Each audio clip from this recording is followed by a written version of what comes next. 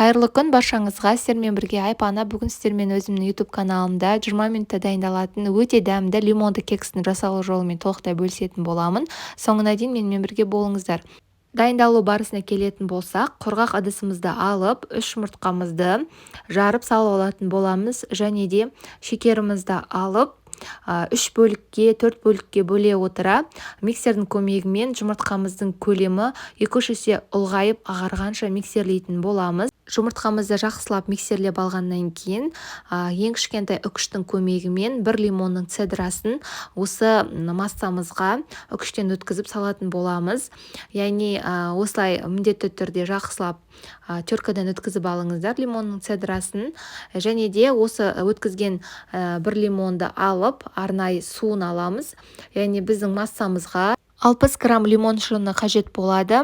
Осылай жақсылап шырынын шығарып алғаннан кейін массамызға, яғни қолтаразының көмегімен өлшеп отырып құйып алатын боламыз ыдысымызға.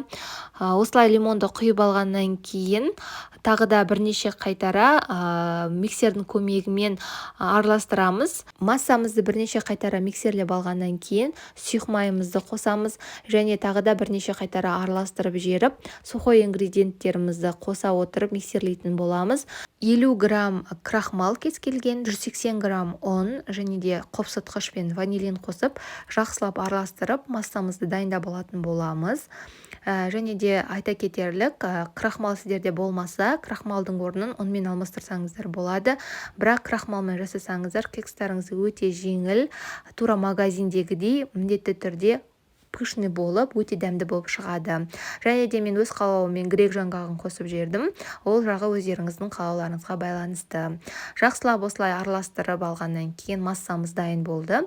Кекстарымызды формаға орналастырып пісіретін боламыз. Мендегі формалар темір болғандықтан осындай арнайы капсулаларды қолдандым. Ішіне салып, бір ас қасықтан кекстарымызды салып шығатын боламыз. Және де 200-220 градуста 20 минутта пісіріп алатын боламыз. Міндетті түрде жасап көріңіздер. Керекті заттардың барлығын мен описание бөліміне қалдырамын. Өте дәмді болып шығатын кекс, барлығын көңілінен сөзсіз шығатынына кепілдік беремін. Осымен біздің 20 минуттық кексіміз дайын. Міндетті түрде арасының піскенін зубочистка арқылы тексеріп білетін боламыз.